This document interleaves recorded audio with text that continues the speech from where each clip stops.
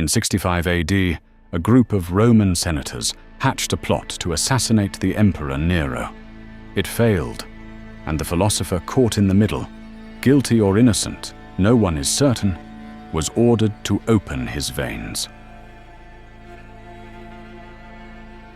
This is Seneca, Stoic philosopher, playwright, advisor to the most dangerous emperor in Roman history, the wealthiest intellectual of his age, a man who preached simplicity while owning multiple villas and vast estates.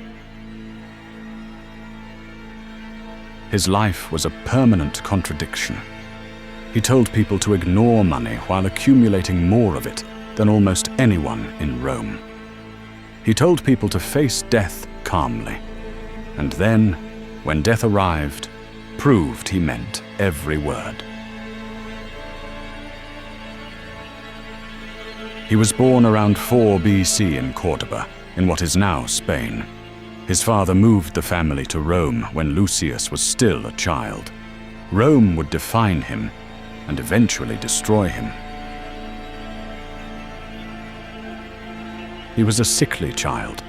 Asthma plagued him his entire life, so severely that he once described an attack as rehearsing death. His aunt took him to Egypt for the dry air. He spent years there, studying and recovering and thinking. Back in Rome, he trained as a lawyer and rose quickly. By his 30s, he was brilliant, ambitious, and famous. Exactly the kind of man the imperial court noticed. And in Rome, being noticed by the court was not always a good thing. In 41 AD, the Emperor Claudius exiled him to Corsica. The charge, adultery with Caligula's sister. It was almost certainly political. Seneca spent 8 years on the island, writing, philosophizing, and waiting for someone powerful enough to bring him back. He was rescued by Agrippina, Nero's mother. She arranged his recall from exile and installed him as tutor to her 12-year-old son. Agrippina was one of the most powerful women in Roman history, and she had a plan. Seneca was part of it. For 7 years, Seneca tutored the boy who would become the most feared emperor in Rome. He tried to instill patience, reason, clemency. He taught Nero to speak in public. He wrote Nero's first speech to the Senate and Nero's first cover-up. When Nero became emperor in 54 AD at the age of 16, Seneca became one of the 2 most powerful men in Rome. Together with the Praetorian prefect Burrus, he effectively ran the empire for 5 years, while Nero was young and manageable. These were called the Quinquennium Neronis, the 5 good years of Nero. Historians debated them for centuries. What is clear is that Seneca used his influence to moderate the worst impulses of a young emperor who had none of his own. All the while, he wrote, "The letters to Lucilius, 124 letters to a friend, are some of the most personal philosophical writing in history, not abstract theory. Thoughts about time, friendship, anger, grief, and the terrifying speed at which life disappears." His most famous line, "Nusquam est qui ubique est." Roughly, the man who is everywhere is nowhere. He was writing to a friend about distraction and scattered attention. He could have been writing to anyone alive today.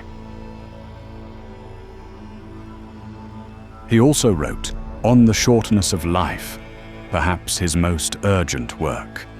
Life isn't short, he argues. We just waste most of it. We give our time to ambition, distraction, other people's demands. We live as if we have centuries and act surprised when we don't.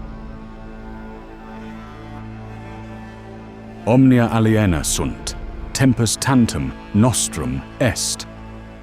everything is foreign to us. Only time is truly ours. This was Seneca's central obsession. Not money, not fame, not power. Time. The one thing even an emperor cannot give back once it's gone. Then, in 59 AD, Nero murdered his mother. Agrippina, the woman who had recalled Seneca from exile, who had placed him at the heart of Roman power, was killed on her son's orders. Seneca wrote the announcement to the Senate.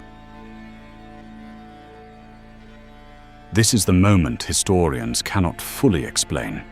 The man who wrote about virtue and conscience composed state propaganda for a matricide. Was he complicit? Coerced? Simply surviving? The answer matters, and we don't have it. In his letters, Seneca writes about the difficulty of living in proximity to power. The court corrupts slowly. You compromise once, then again, and one day you look up and realize you cannot find the line you started with. He tried to retire. Twice. He went to Nero and asked to be released, to give back his wealth, step away from court, live simply as he had always written about. Nero refused both times. A philosopher who knows your secrets is not allowed to leave. In 62 AD, his ally Burrus died. With Burrus gone, Seneca's influence collapsed, almost overnight. He was increasingly absent from court. He retreated to his country estates, wrote furiously, and watched what was coming toward him. He spent these final years writing his greatest work, the letters to Lucilius. One letter every few days. Thoughts on death, on friendship, on time wasted and time well used. He knew the end was approaching. He wrote as if it were already here. April 65 AD, the Pisonian Conspiracy. A group of senators, equestrians, and praetorian officers planned to kill Nero during the circus games. The plot was exposed by a freedman. Within days, the executions began. The conspiracy's leader was Gaius Calpurnius Piso, a senator of wealth and charisma. Seneca was allegedly connected, perhaps as a designated successor, perhaps simply as a name invoked without his knowledge. One of the conspirators, under torture, named Seneca. Whether this was true or simply a desperate attempt to spread the blame, we cannot know. Nero had his answer. He sent a tribune to Seneca's villa with a single question. Did you know? Seneca denied it. He sent the tribune back with a careful, dignified answer. He had no reason to value his own life above Nero's safety. The tribune returned to Nero. Nero sent him back with an order. Not a question this time. Seneca's wife, Paulina, insisted on dying with him. She opened her veins alongside her husband. The historian Tacitus, our primary source for all of this, describes the scene with extraordinary precision and a kind of quiet awe. Nero, when told Paulina was dying too, ordered soldiers to bind her wounds. She survived. She lived for several more years, Tacitus says, with a face permanently drained of color, as if her blood had never quite returned.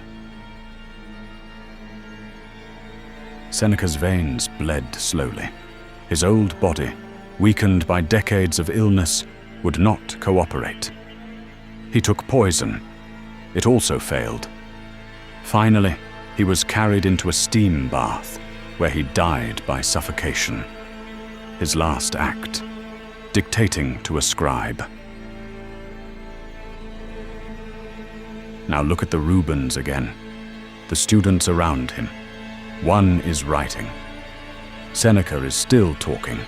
He kept philosophizing through the bleeding, through the poison, through the heat of the steam.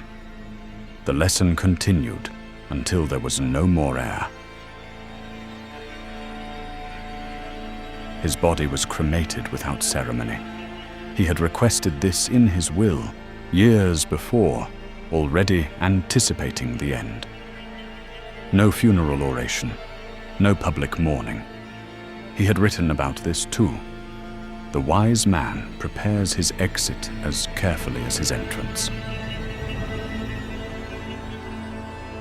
Tacitus, writing 50 years later, describes Seneca as a man of great talent and a compromised life, brilliant, contradictory, finally honest only at the very end.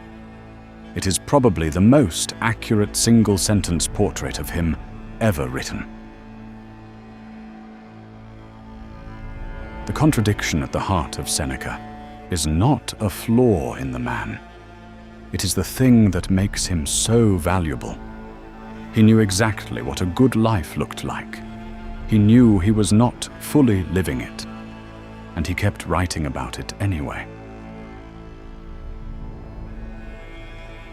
In letter 1, he writes, "Ita fac me lucili, vindicate tibi." Claim yourself for yourself, not your employer, not the court, not the noise of what everyone else expects. The first act of philosophy, he says, is the act of taking your own time back. He wrote about anger, a full treatise on it, with a precision that reads like modern psychology. Anger, he says, is never useful. It always costs you more than it costs the person you're angry at. The damage is internal, not external. He wrote about grief, consolation letters to bereaved friends and family members, written with an honesty that strips away every consoling lie. He does not say it will be fine. He says, it is terrible, and you will live through it anyway, and that is not a small thing. He wrote about friendship, what it actually means to trust someone, to let them inside the walls you build around your real thoughts. Share everything with a friend, he says, but first consider whether they are worth trusting. He wrote about fear of death with the peculiar authority of a man who had almost died several times, from illness, from exile, from proximity to emperors who killed as easily as they spoke. He had reason to take it seriously. There is a version of Seneca's life in which he was simply a hypocrite, rich, complicit, self-serving, using philosophy as a brand. That reading exists, but it misses the thing that makes him extraordinary. He never stopped trying. In his last letter, written weeks before his death, though he could not have known that, he writes about the relationship between the body and the soul. The body will fail, he says. The soul, however you understand that word, does not have to fail with it. The Rubens painting has been in Munich for 400 years. Seneca stands in his basin, bleeding, still talking. That image, a man losing everything and choosing how to lose it, is the whole of what he spent his life trying to teach. Thank you for watching. If this video brought you any value, please consider subscribing and leaving a like. For more content like this, hit the notification bell so you never miss an update. See you next time.